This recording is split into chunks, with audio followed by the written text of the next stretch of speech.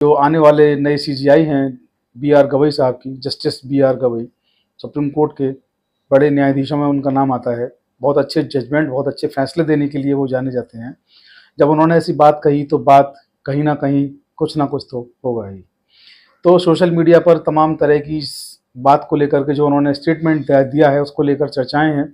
सबसे पहले मैं थोड़ा ब्रीफ आपको कर देता हूं कि चर्चाएं सोशल मीडिया पर, इलेक्ट्रॉनिक और प्रिंट मीडिया पर, और जो प्लेटफॉर्म है, अदर्स सोशल जो प्लेटफॉर्म्स हैं वहाँ पर जो न्यूज़ जो वायरल हो रही हैं, जो जो अपडेट आ रहे हैं, वो मैं आपको पहले पढ़ के उनका थोड़ा ब्रीफ मैं आपको देता हूँ।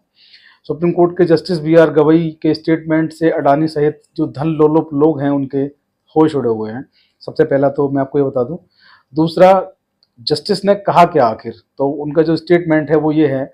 जस्टिस बी आर गवई ने कहा कि भारत की सारी संपत्ति कुछ ही लोगों के हाथ में केंद्रित है, जबकि अधिकांश लोग 2 वक्त का खाना नहीं जुटा पाते हैं। जस्टिस ने जो देश की जो एक तस्वीर है, जो एक भयानक या भयावह तस्वीर जिसको कहेंगे, उसकी तरफ इशारा किया है कि देश की जो संपत्ति है, अधिकांश संपत्ति है वो कुछ ही हाथों में केंद्रित है, और इस देश में अधिकतर लोग ऐसे हैं जो 2 वक्त का खाना भी नहीं जुटा पाते हैं। आगे जस्टिस जो है उन्होंने कहा कि आर्थिक और सामाजिक गतिशीलता की कमी पर हमें ध्यान देना चाहिए। उन्होंने कहा कि डॉक्टर अंबेडकर ने जो कहा था, मैं उनको शब्दों को दोहरा रहा हूँ कि सार्वभौमिक वयस्क मताधिकार द्वारा प्रदान की गई राजनीतिक समानता हमें अन्य क्षेत्रों में असमानता के प्रति अंधा नहीं बना सकती। अब सोचिए कि सुप्रीम कोर्ट के जस्टिस ने कहा कि राजनीतिक समानता हमें अन्य क्षेत्रों में असमानता के प्रति अंधा नहीं बना सकती, यानी कि हम वो भी देख रहे हैं कि अन्य क्षेत्रों में जो समानता आ रही है हम वो भी देख रहे हैं। उन्होंने कहा कि हमारे पास एक ऐसी व्यवस्था है कि हम ऐसे समाज में रहते हैं कि जहाँ व्यक्ति एक डब्बे से दूसरे डब्बे में नहीं जा सकता। आरक्षण व्यवस्था की तरफ इशारा है कि जहाँ व्यक्ति एक डब्बे से दूसरे डब्बे में भी नहीं जा सकता बिना रिजर्वेशन के। हमारे देश की अधिकांश संपत्ति कुछ ही हाथों में केंद्रित है, जबकि कुछ लोगों को 2 वक्त का खाना मिल पाना मुश्किल है।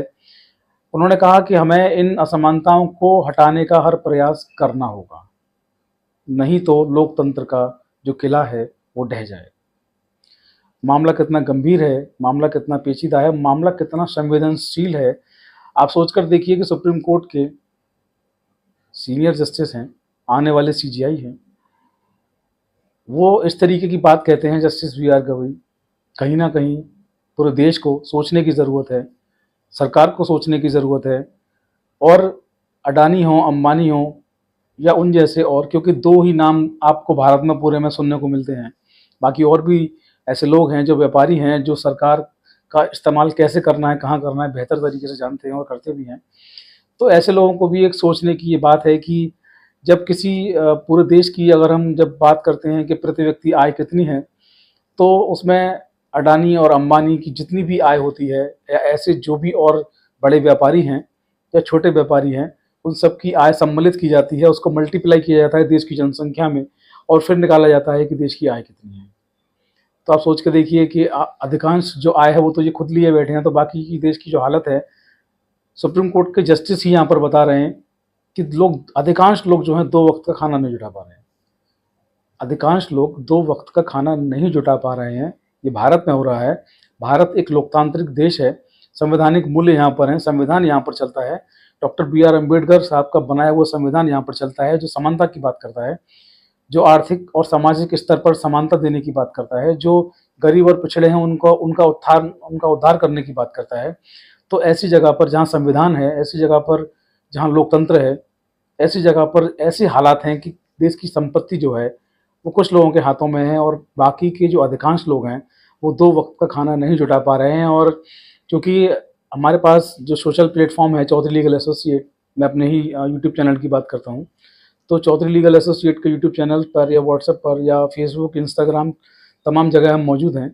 उन जगहों पर हमें भी कई बार इस तरीके के मैसेज मिलते हैं जो इस बात का इशारा करते हैं कि 2020 के बाद से, जब से कोरोना आया और तमाम वजह रही, तो देश की जो हालत है वो दिन ब दिन ख़राब होती जा रही है। और जो लोग हैं, जो बेरोज़गारी है, और जो आर्थिक सर्वेक्षण की अगर बात करें तो आर्थिक स्तर पर भी लोग काफ़ी निचले स्तर पर आ गए हैं पिछले कुछ सालों में।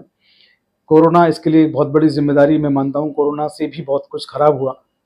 कोरोना में जिन लोगों की जो कहें कि अगर 2 फैक्ट्रियाँ थी, 2 उनकी इंडस्ट्री थी, तो वो एक ही रह गई है।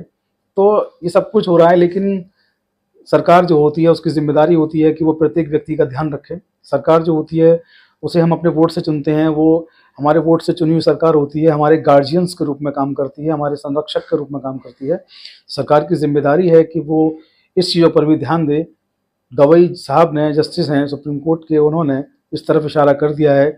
अब सरकार की ज़िम्मेदारी बनती है कि उन्होंने जो कहा है कि अधिकांश लोग 2 वक़्त का खाना भी नहीं जुटा पा रहे हैं, तो सरकार को इस पर काम करना चाहिए, सरकार को इस पर पहल करनी चाहिए। अब कितना काम, कितनी पहल सरकार कर पाती है, देखने वाली बात है।